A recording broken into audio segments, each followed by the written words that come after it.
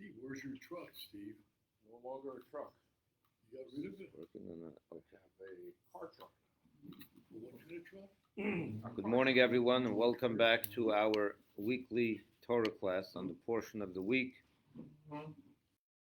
This week's portion is Baha'aloscha, the third portion of the book of Numbers, and a brief synopsis of the portion. It opens up with this mitzvah to light the candles of the menorah, that Aaron is chosen to do that every day, and he does it. Then it moves on to the inauguration or the installation of the Levite clan in their service of the temple and how that was meant to be administered. And there was a series of offerings that they had to bring, and they had to be lifted up, and that dedicated them, or that inaugurated them into the service. And that occupies a number of a section.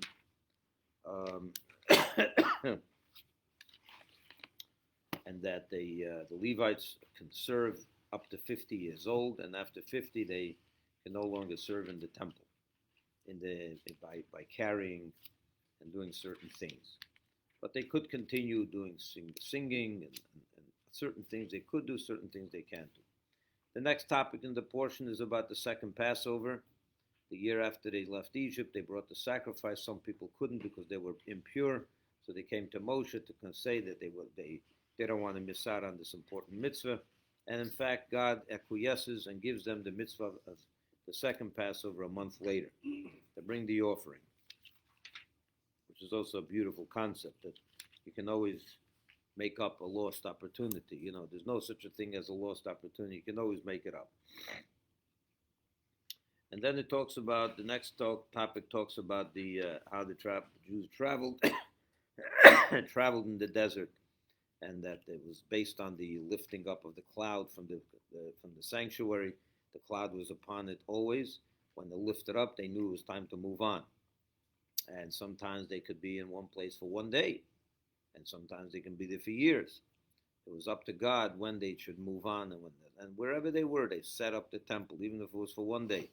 They set up the temple because the temple was was essential to the Jewish people, and even one day it was a fixed part of their world, and therefore, even though you can argue why go through the trouble of erecting it just for one day, God had them do it. Then the very next thing is about God tells the Jewish people to fashion 2 trumpets. When to use it, when there's a call for war, you use it. When there's a call for an assembly, you use it, and so on, different times, and the holidays and things. The next subject is that the Jewish people actually move on from Mount Sinai. They travel onward, and that they followed the exact instructions, how God told them to travel through the desert. And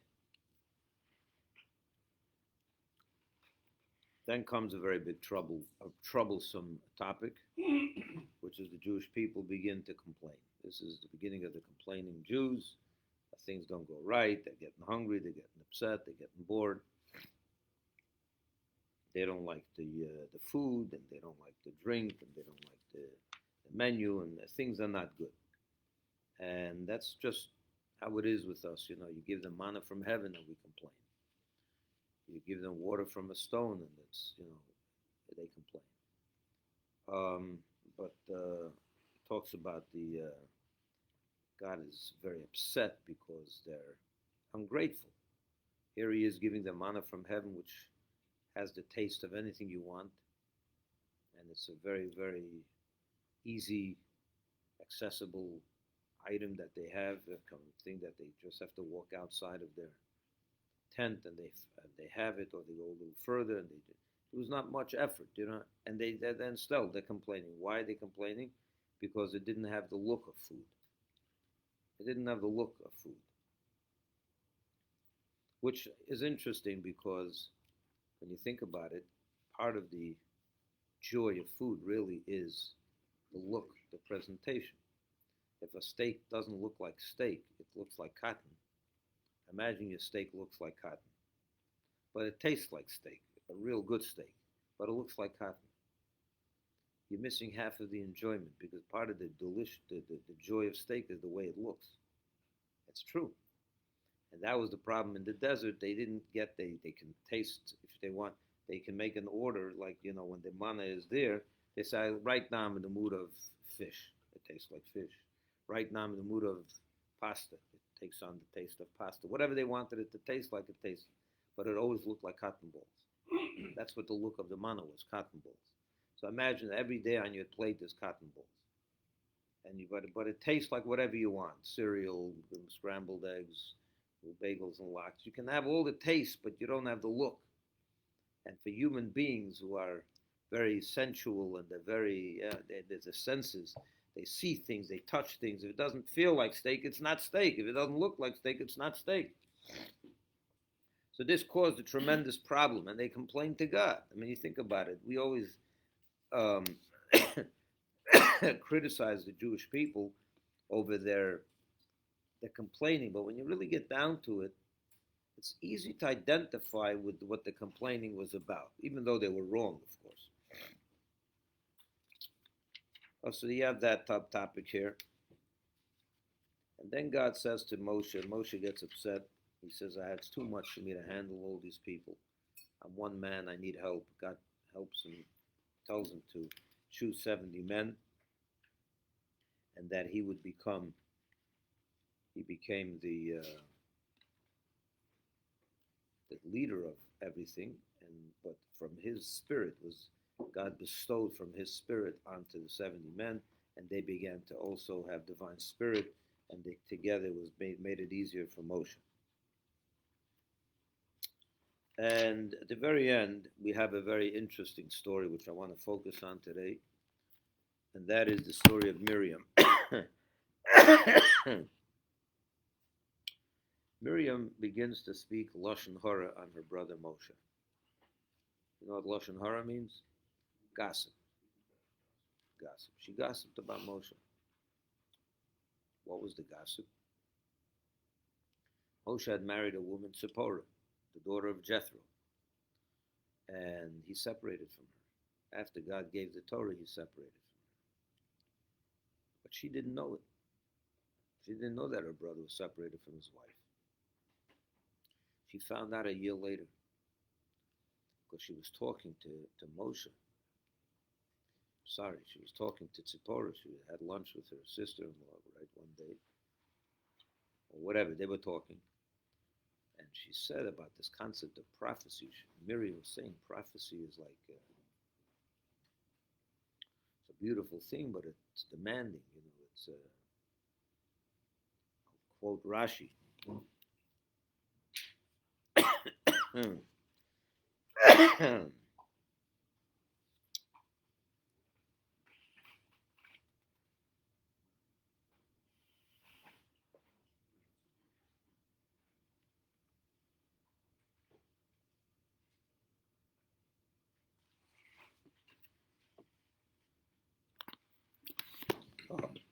What happened was the top when God chose the 70 elders to have for the power of prophecy, so then the wives of two of these prophets began to talk.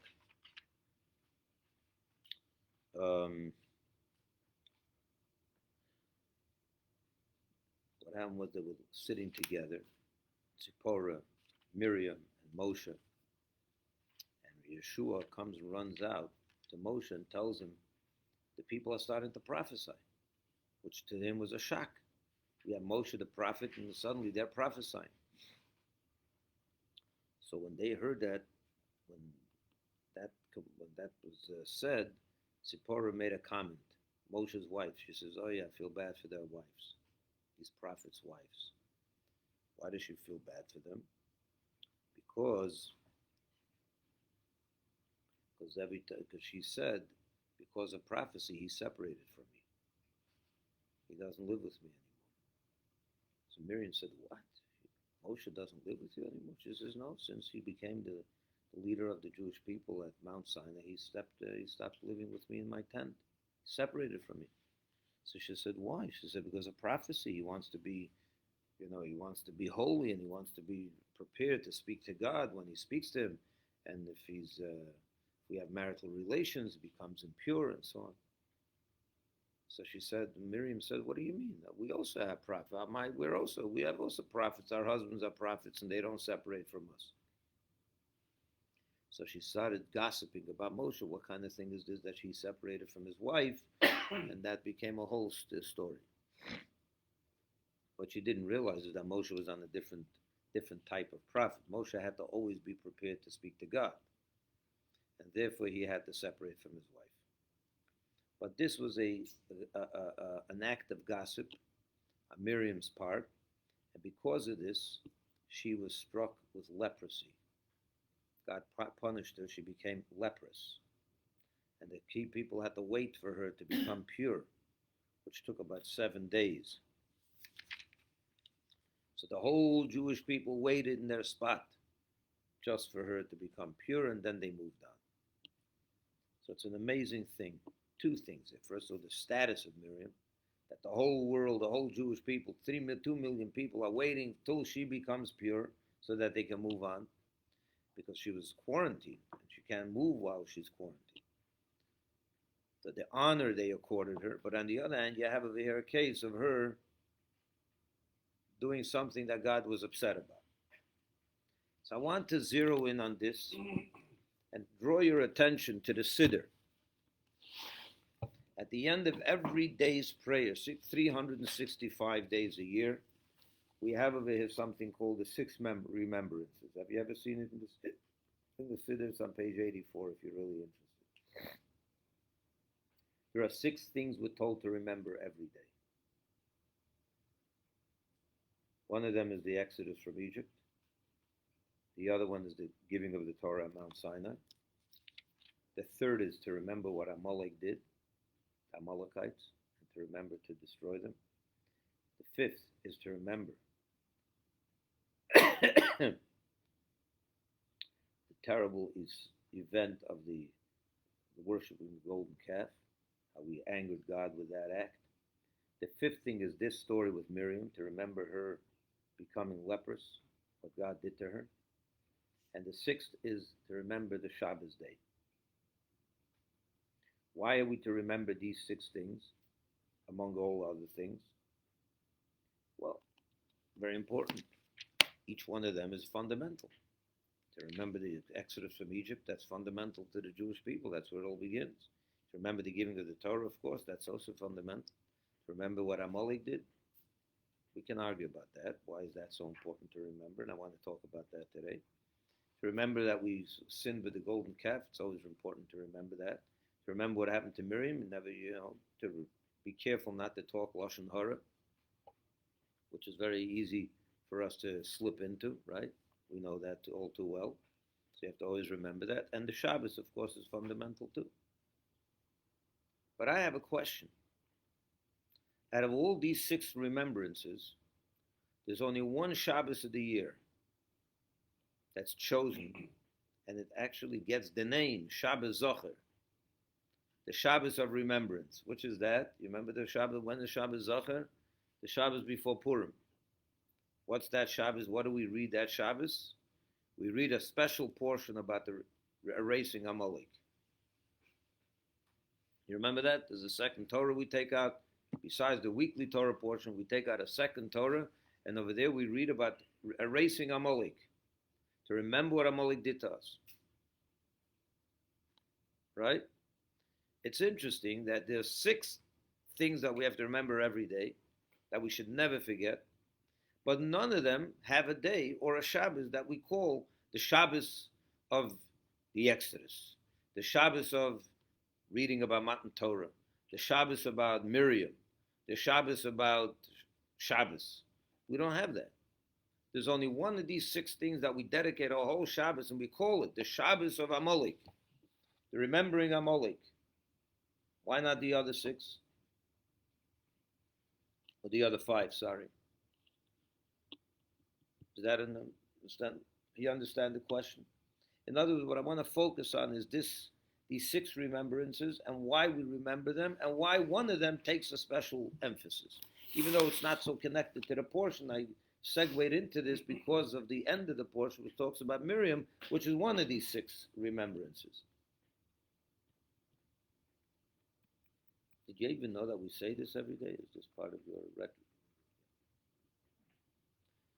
The question is a very important question. Out of all these 6 things, what does it mean to remember Amalek? What are we trying to remember over there? What they did, right? When did they do this? What did they do first of all? They came to war. They battled. They came to war again. They attacked us. When did they attack us? On the way out of Egypt, before we got to Sinai, they attacked. And now they had no reason to attack. We weren't conquering their land. We weren't bothering them. They just came out of nowhere and attacked. That's a very, very bad, that's a real enemy. Sometimes people attack the Jewish people because they feel we're a threat to them. It's also bad, but at least you can understand where it's coming from. With Amalek, it was nothing. We didn't provoke them. We had no connection to them at all. They just came out of nowhere and attacked the Jewish people. They really hated us. And God said, you have to remember them and destroy every last human being from Amalek, even animals. When do we do that? When do we battle Amalek to the point where there's not one Amalekite left? When are we supposed to do this?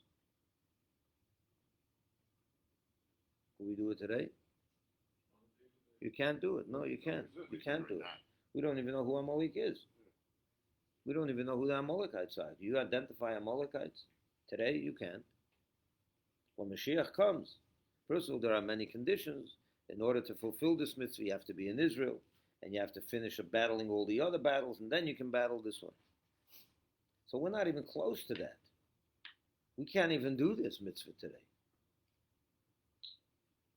First of all, we don't even know who Amalek is, and even if we did, we can't do it because we don't have the conditions. So, out of all the 6, let's go through the 6 again.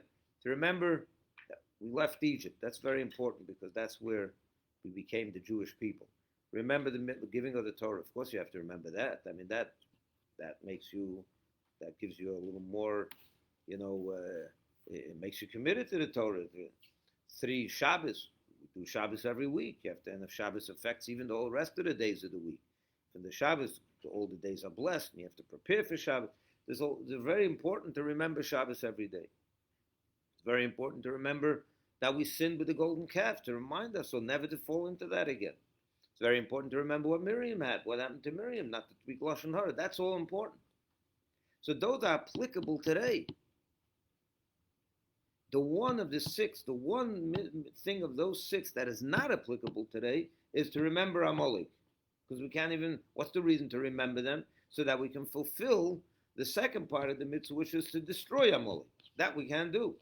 So how was the whole point of the whole thing? Yet, out of the 6, which one becomes a biblical, which one do we dedicate an entire Shabbos to make the emphasis of that Shabbos, to remember Amalek, and we have a special reading of the Torah for it, only this one that's not applicable today. Because it's an existential threat. It's not. They're not here. You don't even know who they are. But if you don't have the right mindset when faced with an existential threat, you may not be able to muster what is necessary in order to overcome that threat. But the threat is not here today. That's my point. No, but one needs an aware and defensive mindset in order to be able to deal with that kind of threat. You have to be reminded that you need to defend yourself. You can't look at the way. In fact, the life we live today. Should you remember the threat of the Nazis? Do I remember the threat? Should you remember today, every day, the threat of the Nazis? Absolutely, for sure. How about the Babylonians? Should we remember the threat of the Babylonians, just in case one day there'll be Babylonians, and we should have the mindset to kill them before they have a chance to kill us? Would you say that that's an important remembrance? Because if not, we're not going to know how to battle them, and we have to dedicate a whole Shabbos for that. We have Sounds holidays. ridiculous. We have holidays. Every Jewish holiday, there's a joke about this, but every Jewish holiday, they try to kill us, they fail. I'm not talking about holidays. There's no problem with I'm not talking about holiday. Holidays is important. Remember something that happened to you in the past and go for it. Celebrate a day. We're not talking about that. We're talking about 6 things that we're told to remember every single day, and only one of them becomes greatly emphasized, the one that doesn't apply to today. I don't have an answer. That was the best answer I had. Yeah, but it's not. I would say if you want to have 6 things that we're to remember, and I have no problem with remembering what Amalek did, but I added the 6.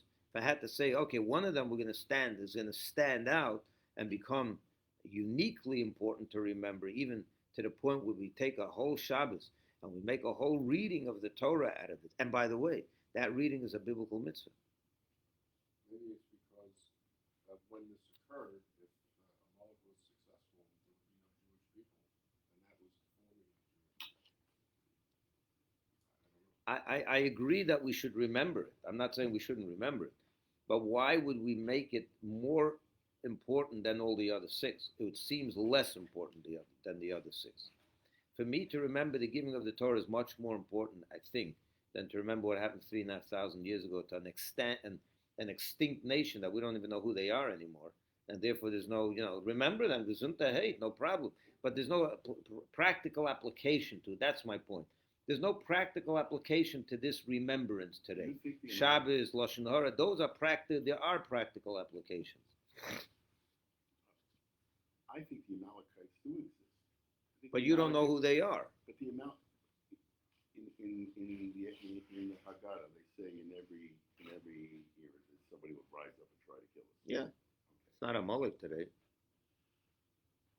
My saying point is, there's no practical application to this mitzvah. Is my point. That's the point. Is Amalek an actual physical people called Amalek? Not today. We don't know that they exist. We don't know who they are if they're there. But all right. So to finish this line of my question here is do Amalekites exist now? If they do, you don't know how to identify them. There probably are Amalekites from their descent. I'm sure there are. Just like there are Babylonians that are hanging around. We don't know who they are. They took on new. Could you define Amalekites as anybody who wishes to destroy the No, that is not the mitzvah. People? That is not the mitzvah. The mitzvah is to destroy this family, this nation, those that come from the original Amalekites. They don't exist. We don't even, if they do, we don't know who they are. My point is, there's no practical application to this mitzvah, and yet this becomes the most important remembrance. Why? So let's move on to try to explain why. And not only that, it's a biblical commandment. It's how important this became. Because none of the other remembrances take on such importance, take on such force. Even though they're much more important today, at least for me and you. I'd rather a Jew, you ask me a Jew, take a Jew in the street. What would you rather him do? Remember that in 6 days of Shabbos or remember Amalek? Which would you say? I need him to keep Shabbos this coming week. I don't need him to destroy Amalek this week. There's no way he can do it anyway. You know what I'm saying? So let me share with you what's going on here. I want to draw your attention to a verse in Exodus. This will explain the whole thing. Number one, let me share with you the following. Maybe this will come as news to you, but the mitzvah to remember Amalek is a separate mitzvah from destroying Amalek. And this is a novelty. You would think the reason you should remember Amalek is in order to destroy them. You want to muster up the hatred in you to this nation, which are terrible, so that you can fulfill the mission of killing every last one of them when the time comes. But the truth is that the mitzvah of remembering Amalek has a separate emphasis to it. It's not only so that you can destroy the Amalek out there. What is Amalek? What is their sin? Why are we hating them so? Why do we hate Amalek so much? Why does God tell us that we should always hate Amalek and never make peace with them? And when the time comes, destroy every last one. So let's talk about this for a minute. I want you to turn to page 424.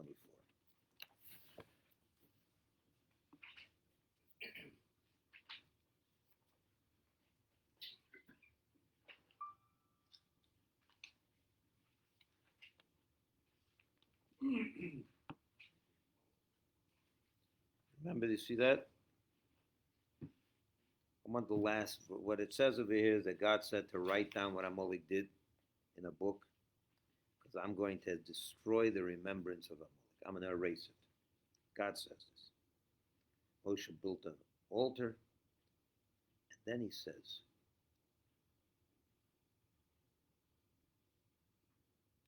the hand of God is raised in oath. You see the last verse, 16? In order to fulfill, I'm going to read the whole thing. In order to fulfill God's instruction to inspire Joshua to perpetuate the struggle against Amalek, he further said, the hand of God is raised in oath on God's throne. God took us an oath to swear by it. God will remain at war with Amalek and harbor continuous enmity toward him from generation to generation. Now, I'd like to shift your attention to the Hebrew side. The last line. By Yomer, Hashem said, Ki yod al keis ka, the hand of God is on the chair of God. How do you say chair in Hebrew? Kiseh, right? Kiseh, how do you spell kiseh? Kaf Samach Aleph. And how does it read over here? Kaf Samach. It's missing an Aleph. It's a shortened word. Ki yod al keis, the hand of God was raised on the throne of God to take an oath, but the throne is not complete. It's missing a word. It's missing a letter. Yah. The next word is what? God's name, Yud Kei. Also missing two letters. What's God's name? Yud Kei Vav Kei. Over here it's spelled deficient. It only says Yud Kei. Listen to this. You're going to enjoy this. A little Kabbalah here. You'll see this. Beautiful. Our sages tell us that as long as Amalek is in existence, God's throne is not complete and God's name is not complete. Only when he will destroy Amalek to the last vestige of it will his throne become complete and his name will be complete. Now, when you examine this, what part of his name is missing here? The Vav and the Hey, the last two letters, right? The first two letters are there. Okay? Keep that in mind. You can close the book.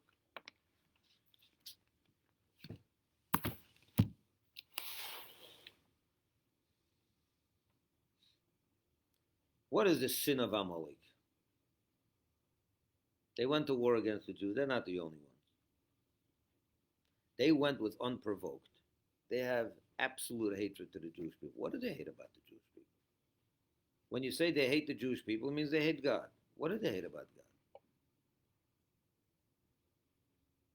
And the words of the sages, Yodeya es ribaynai umechavin limrei bay. He knows his master. He knows about God and intentionally wants to rebel against him. Listen here. Follow me on this. He knows his God. It's not unaware. He's not unaware. It's not ignorance. Some people, they fight the Jewish people. They fight God because they don't know anything about it. They look weird. They whatever the reasons are. All the other nations, they have the reasons. He just came with a hatred to God. He knows about God. And he rebels intentionally against him. That's a special devil. It's one thing you don't know when you're fighting against something you don't know. It's tolerable to some degree. You can deal with such a person. Teach him. Tell him. Enlighten him. Bring some knowledge to him. And he'll turn his ways. He'll turn away from his hatred to God. Let him know who it is, how beautiful it is, and you'll turn him around. But these guys, they know the beauty of God. They know about God. He knows the master of the world. They know exactly what we're talking about, and they nevertheless intentionally want to destroy and rebel against him. I don't know if you know this, but there's an Amalek within each and every single one of us.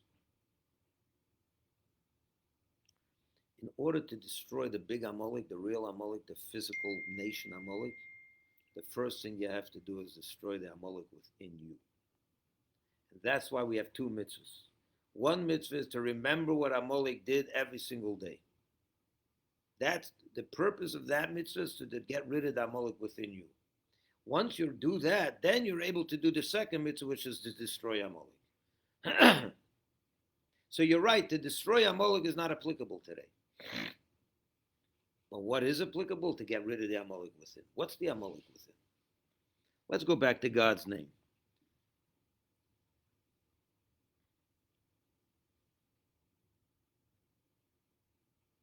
It says that the neshama of every Jew is made up of the 4 letters of Hashem's name. If you ever learned a little Tanya, you'll know that the neshama has 10 faculties. The soul, the Jewish soul, has 10 unique faculties. What are the 10 faculties? I'll divide them into 4 parts. And this is the human experience. The first thing that happens to you, well, I'll say this. The first 2 of these 10 are Chochmah and Bina. Wisdom and understanding. What's wisdom and understanding? Give me a few minutes here. Wisdom and understanding is like this. Everything that you appreciate or comprehend or know starts out as a little flash or dot of wisdom. Something enters your hand, a new idea. It's like a lightning bolt that just entered. I just came up with a new idea. Like, you imagine Einstein sitting in his office, in his lab, and suddenly something happened. A new idea came to his head. Or sometimes you're sitting, learning a topic, thinking about an idea, and you don't understand it. You don't quite get it. And then you're walking in the street, and suddenly, I think I have it. Something flashes in your mind. I think I got it. I think I got I had a big question on it, and I think I have the answer. But if someone stopped you right there, I see you excited about something. Tell me what the answer is. You got it?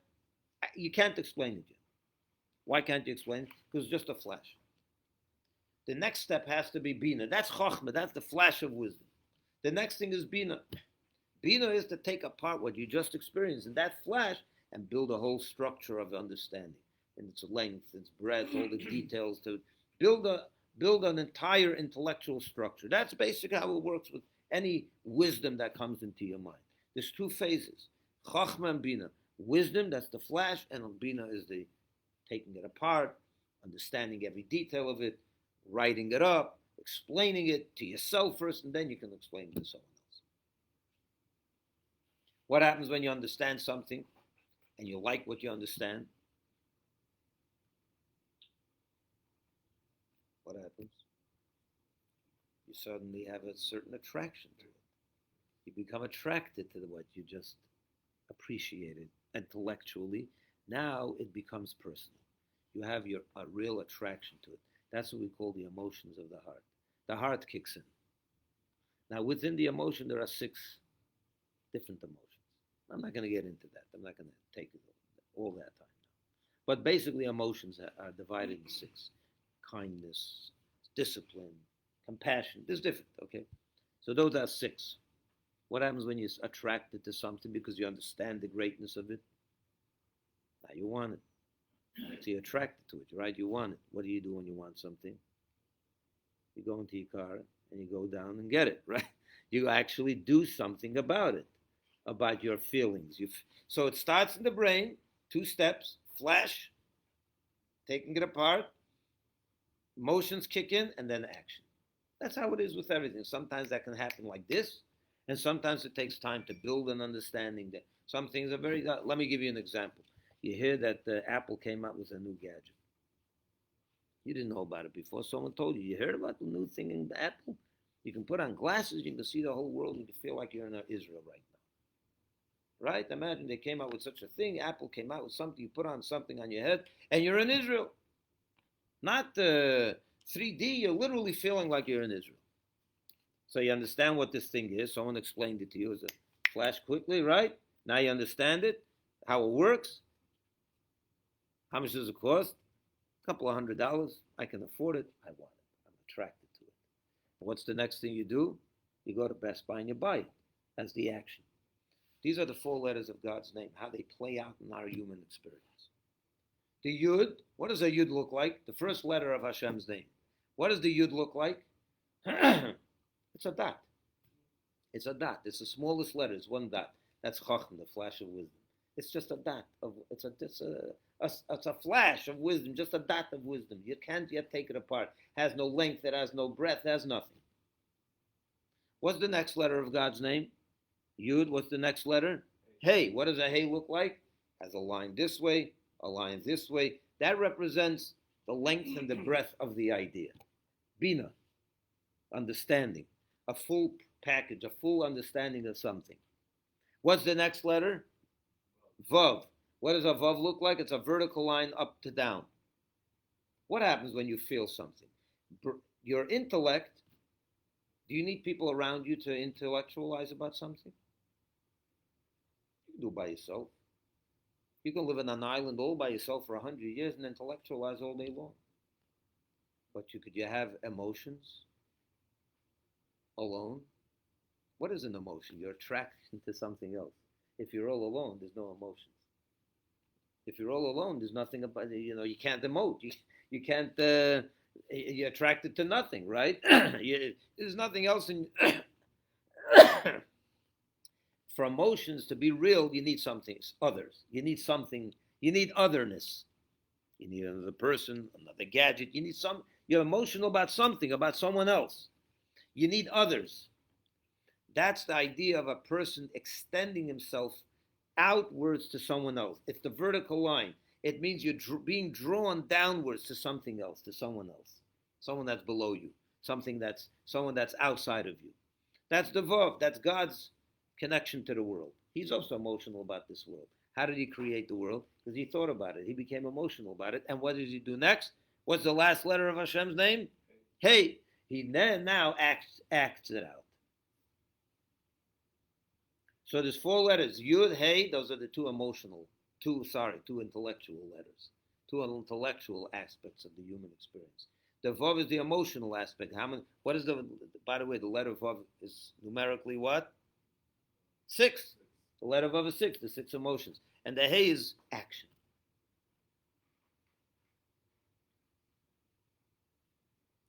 Now come back to Amalek. Listen how brilliant this is. What did we say about Amalek? He knows God. He has no problem with you knowing God. He has absolutely no problem with the Yud and the Hey. That part of Hashem's name he doesn't oppose. He doesn't oppose God's first 2 letters. Intellectualize about God all you want. In fact, he wants you to know God. I'll tell you why he wants you to know about God. What he wants to do is cut off the first 2 letters from the last 2 letters. What are the first 2 letters as opposed to the last 2 letters? The first 2 letters are intellect, knowledge. You think about God, you appreciate intellectually how great God is. What's supposed to happen next when that happens? When you have an appreciation for God's greatness, to become emotional about it and to act and to do what Hashem wants, right? That's where he wants to cut it off. He wants to cut off the mind from the rest of the body. The mind from the emotions and action. He doesn't want you to act godly. He doesn't want you to feel godliness. He wants you to know it. Why does he want you to know it? Because you remember what Amalek is? If you don't know God, you can't really rebel against God, right? How could you rebel against something you don't know anything about? He hates God. So how do you hate God to the utmost? Get people to know God and get them to rebel against God. So he wants you to have the Yud K. The letter name Yud K, he wants you to have the first 2 letters. He wants you to know God, which is represented by the Yud and the Hey, the intellectual understanding of God. But the Vav and the Hey, the last 2 letters of God, which makes you act in a godly way, begin to feel Hashem, and to act it out, and to behave like a Jew. That's where he wants to cut off. So what's his fight against God? The 2 last letters, not the first 2 letters. On the contrary, he wants you to know God, because only when you know him could you really rebel against him. And he really hates God. So Amalek is not about killing the Jewish people. It is about know, killing the Jewish but it's- people, it's- but the it's- Amalek but within it's is incidental. about getting them to be disconnected from the action of godliness, It's from more- making the world a better world, making the world a godly world. He wants you to know God and rebel against Him. Because if you don't know anything about God, you can't really rebel against Him. Why could you rebel against something you don't know anything about? So He wants you to know. So God says, as long as Amalek is here, my name is not complete. I only have the first two letters. Look at this verse again. Hiyod al case kod. The two first letters of Hashem's name are there, not the two last. Because it's against the last two letters. By the way, I'll tell you another interesting thing. In the temple, there was something called, there were sacrifices, right? This is beautiful. Let me share this, see if you like it. Do me a favor, turn to page, in the beginning of Leviticus. Here. Page 606. You're going to have to appreciate this in the Hebrew letters a little bit, but I'll point it out to you.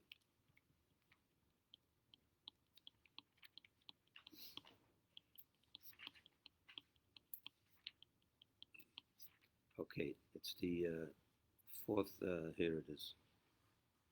Scent offerings of fowl. You see the fowl offerings?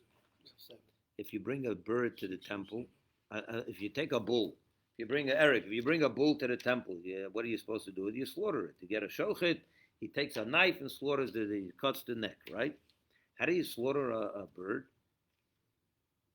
Over here, it doesn't. You don't take a knife and slaughter it in the neck. Look what it says over here. Umolak es reishei. Let me tell you where it is. It's verse 15. He must then cut off the rest of the fowl's head completely, even with a knife. Oh, one second. Here, verse 15. Look at verse 15 in English. The priest must bring the fowl to the altar, partially nip off its head by cutting through the nape of the neck bone, the esophagus, and the trachea, all with his fingernail. He goes like this. The Kohen had a very sharp nail, and he would cut the back of the neck, right over here. Nape of he would nip the back of the neck and cut through that. He would cut the trachea. He would slaughter it with his finger, the back of the neck. What's the Hebrew in that? So what happens when you do that? You separate the head from the rest of the bird, right? What it says. You partially nip off its head by cutting through the nape of the neck bone, the esophagus, and the trachea, all with his fingernail, which he must let grow long for this purpose. He must then cut off the rest of the fowl's head completely, even with a knife, and burn up the head on the altar. Okay, that's enough of this. The Hebrew word for nipping at the back is what? Umolak. Sounds familiar? Amalek, what does it sound like? Amalek. What does Amalek want to do to a Jew?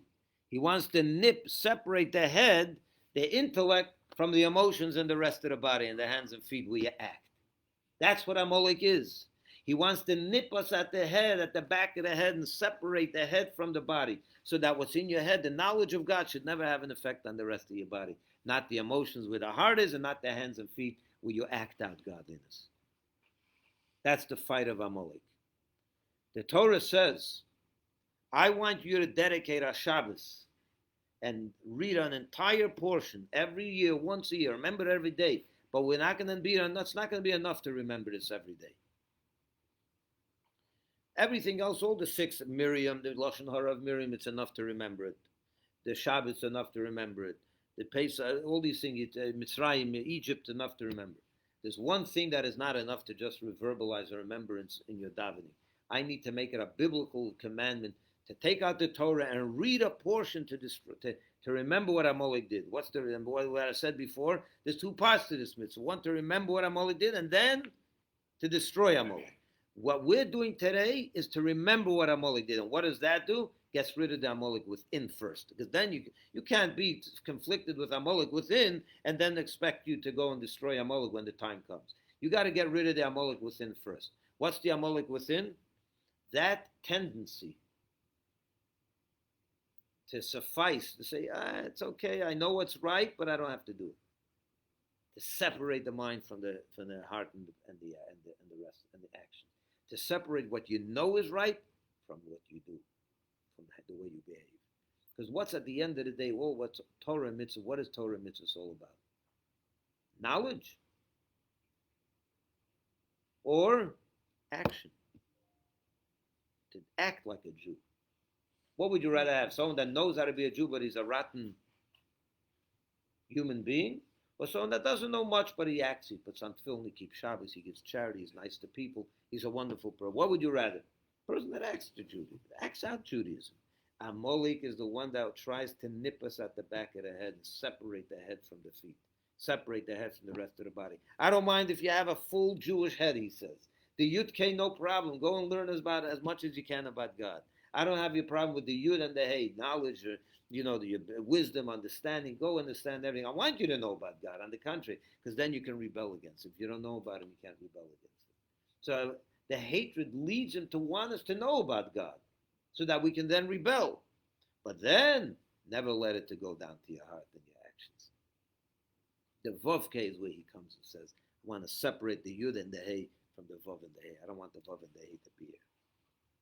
And this is what we have in this verse over here. God says, I have taken an oath that I'll never be satisfied till I get rid of Amalek. You know why? Because my name is not complete with Amalek around. Amalek is the one that tries to separate the Yud and the Hey, the knowledge, from the action, from the behavior. I don't mind a Jew knowing about God. I hate when a Jew feels God. Because you know what happens when you feel about God? When you start feeling for God, you start acting godly. Knowledge doesn't always, when you want to hear something else that's interesting, the human body represents this. The head is big. Your head is very big, right? Your head is very wide. Then comes a very narrow neck. The neck is narrower than the head, and certainly than the torso. Why do so many people, they know the right thing, but they don't behave what they know? They don't behave accordingly. Why? In Hasidic writings, it's called the Meitzar Hagaron, the narrowness of the neck. Because what's in the head has to get down to the heart. It's a very narrow, it becomes very narrow. You got to squeeze it through, and that's not easy. What's the hard part about being a Jew? To know what's right or to do what's right? To get it from the head down to the emotions and the rest of the body, to act. And that's a very narrow passageway. And because of that, a lot of people, they can't get it through. It gets stuck in the head and it stops there. Amalek loves those Jews. Amalek loves the Yud-K Jews. He hates the Vav-K Jews. He hates the Jews that have a four-letter name of God in them. He loves those that have two letters. And that's why it became a biblical mitzvah, to remember and to read a portion every year. Before Purim we do it. To remember what Amalek did, and that part of the mitzvah is getting rid of the internal Amalek. It's very easy to slip into that. Think about yourself. How many things you know are right, but you don't do them? If you didn't know you didn't know about them, it's one thing. It's hardly your fault. You can argue ignorance is no excuse. Fine. But you didn't know. There's a limit how much I can punish you if you didn't know. But imagine you knew it's wrong. And you still don't do it. You knew that this is what you should do and you don't do it. That's Amalek. Yodeas Ribeina, he knows God and he intentionally rebels against him. We are Amalek all too often. We don't even realize it. We know what's right. The Yud-K in our system is very healthy. The Vav-K is where it becomes, we nipped it. Umolak, we got a little, we slaughtered the back of the neck. We separated the head from the body. That's what Amalek is. Umolak is Amalek. That's what he tries to do, to separate the Yud-K from the Vav-K. The two letters of Hashem's name, Yud and Hey, represent the mind, two levels of the mind experience, and the Vav-K represent the emotions and the action. He wants a total separation between them. He doesn't want us to behave Jewish. He wants us to know what Judaism wants so that we can rebel against it. If we didn't know anything about God, how could you rebel? He wants you to rebel. And the only way you can rebel is if your Yud-K is healthy. So he has no problem fighting the Yud-K. He's not looking to fight the Yud, that part of Hashem's name. The second part of Hashem's name is where Amalek tried to fight. When did this happen, by the way? Before the Jewish people got the Torah. You remember that? It says, Vayishma Yisra. Yisra heard. And he came to Mount Sinai. I'll read that to you also. You might as well, right? We're doing this complete. Let's do this 100%. Take a look at page 428. Take a look at 428. Hmm? I was just asking Steve if he felt guilty. I'm just reading something about Look what it says over here in page 428. Joshua, the ruler of Midian, heard what happened to everything that happened to the Jewish people. See that? What's that, 428? 428. Jethro, the ruler of Midian, Moses' father-in-law, heard about all that God had done for Moses and for his people. What did he hear? And then it says, what's the next thing? Once he heard, he came. He came to Mount Sinai. What did he hear? Says Rashi. He heard about the splitting of the sea and the fight and the battle against Amalek. That made him come. Why? Because without destroying Amalek, you can't receive the Torah. What's the Torah all about? It's an action-based religion. We got to do a lot of things. 613 commandments. Amalek tried to stop that. Why did Amalek attack? He tried to come to the Jewish people after they left Egypt, before they got the Torah, and said, know all you want, but don't do. Split the neck from the head. Don't let it get down to your emotions and actions. Yisrael hears that if they got rid of Amalek, now we can come and get the Torah. Because without getting rid of Amalek, you can't get the Torah. You can't be committed to Torah if the Amalek is still lingering within you. Amalek is that force within you that says it's okay to know and not do. When you get rid of that, then you can connect to Torah. And that's what happened over here. Jethro came. They got rid of Amalek. Now we can go to Mount Sinai and get the Torah. Because while Amalek is in it, that's the mitzvah to remember Amalek. And we make a whole Shabbos out of it. Because out of the 6, that's the most important. Because if we don't get rid of that part of us, the other 6 ain't going to happen. You're not going to do nothing. So although we think it's not relevant today, the second part of the mitzvah is not relevant today. The first part of the mitzvah, to remember to get rid of the Amalek within, that's as relevant as you can ever think it is. It's the most relevant of all sins. Not the most. It's the basis of all the other sins. If you don't get rid of the Amalek within, you're not going to be doing the other 6. You'll be an intellectual Jew, you'll never be an action-based Jew. Because he tries to separate them in intellect from the emotions. Any questions, my friends? But how's it related to this portion? Sum it up. This is a little bit about other things. I got into it through the story of Miriam, which is one of the 6. We have to remember what Miriam did and what happened to her, because that reminds us to use our mouth a little more carefully. Not to speak gossip. Not to do, say, the mouth is a powerful tool that we have. Your eyes, how do you close your eyes? Your eyelids. Right? You can open and close, right? One thing that, there's one thing that covers your eyes or opens it, right? Your ear, you can cover your ear with this, right? You can close your ear.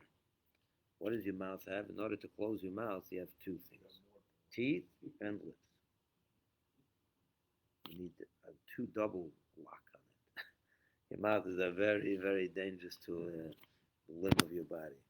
And God says, I put 2 locks on it. The teeth and your lips. Because it's important to remember how important, it's important to remind yourself how easily you can slip and use your mouth for no good. That what? They need to lock their mouth up in court. That's right. Right? Not only in court. Deposition. Not only in court. 10%. Not only in court. Oh, boy. Every day is a court. God's listening. The judge is listening. You got to just keep your mouth shut most of the time. And the way to do that, one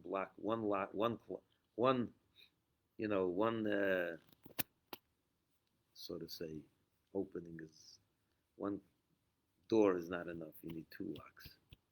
The teeth and the lips. Because the tongue is a very, very dangerous thing. So keep your mouth a little more in check. speak only good things, and have a wonderful day and a wonderful week. If you have any questions, you can ask, of course. I guess. I'll tell you a quick story. I didn't do any criminal tax work. I said, develop somebody. 1 second. I'm going to close this class. I'm going to finish it. Have a nice day, everyone. Thanks for watching.